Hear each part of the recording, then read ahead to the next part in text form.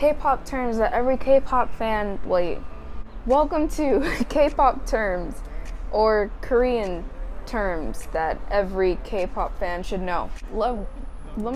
Why? Because I'm refilming this. Yeah, don't ask why.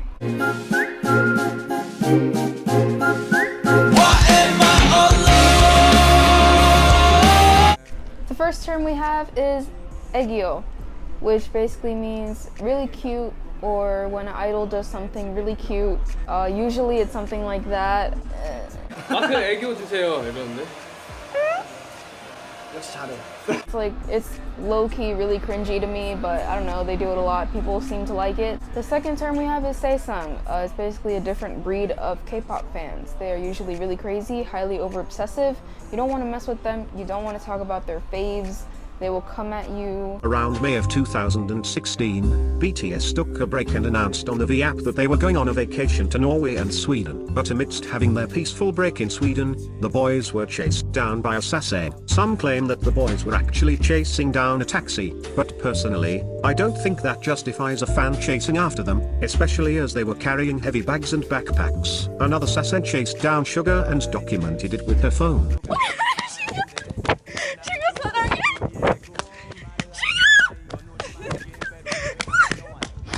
They're really different, okay? They're really different, and you can usually tell them apart. For number 3, we have daebak. It basically means really cool or awesome. K-pop fans use it a lot. K-pop idols use it a lot, actually. Number 4, we have stan. Stan is not to be confused with saesang. Stans are usually normal people. A stan is basically a person who actively follows K-pop. So if you're a K-pop fan, stan, you actively follow K-pop, or you're really invested into it, you know. For number 5, we have all kill. All kill is basically when a song tops all major Korean digital music charts. It's usually a big deal. For number 6, we have triple crown. Triple crown is basically when a K-pop group or an idol gets number 1 on all 3 major Korean music shows, which is M Countdown, Music Bank, and Inkigayo. It usually, when they get number 1, it usually means they're not rookies anymore, so it's a pretty big deal. The next term we have is netizen, and to put it in simpler terms, it basically means internet citizen. Someone that's on the internet all the time. It can be in negative connotation or good connotation. It's usually negative because they usually talk shit about idols. For number 8, we have maknae, which is basically the youngest member of a group. They're usually brats. There's something called the maknae effect, which is basically when you're attracted to almost every maknae in every group. I was a victim of that. For number 9, we have ships, or shipping. It's basically when you make 2 of your faves kiss. It's like having an OTP, but it's a little bit more sensitive than that because they're actually like real people, like they're not like anime characters or characters in a game. You need to take into account their feelings. It can be friendly, like it doesn't always have to be a romantic ship. The next term we have is sunbae. It's basically a senior group with more experience, and following that is hube, which is basically the opposite of that, a junior group with less experience. For example, it would be like a group that just debuted. For number 11, we have skinship. It's basically when idols show affection to each other, they like touch each other non-romantically. They usually do it when they're congratulating each other. For number 12, we have trash. It's basically when you know a lot about a certain group, you're basically trash at that point. There's no coming back from it. You're trash. For number 13, we have bias. Bias can be your favorite member in a group. That doesn't mean you put them above all the other ones, it just means you favor them a little bit more than the rest of the members. Following bias, we have bias wrecker, and it's basically the member in the group that makes you question your bias. For me, it would be Jimin is my bias and Jin is my bias wrecker in BTS. For number 14, we have anti, or anti.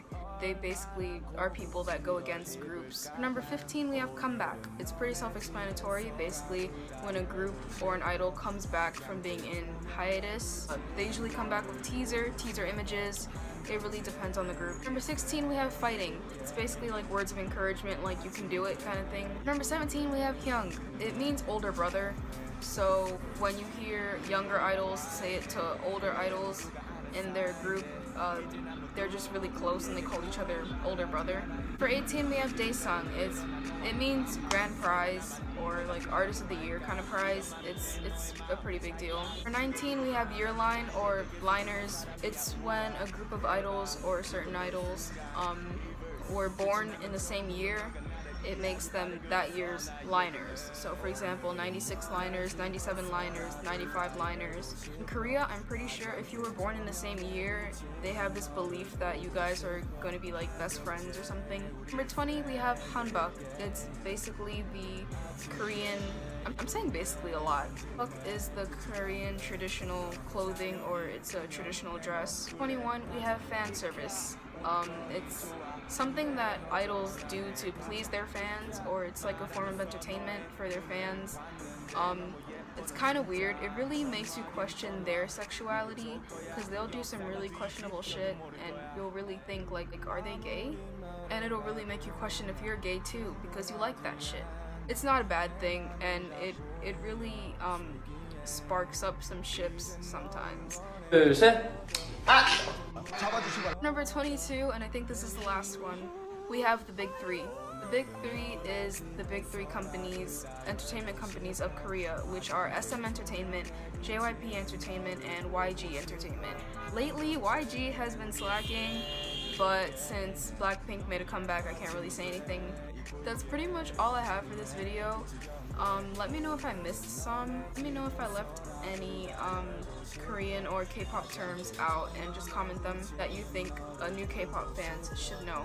Make sure to follow me on all my social medias. I'm usually really active on there.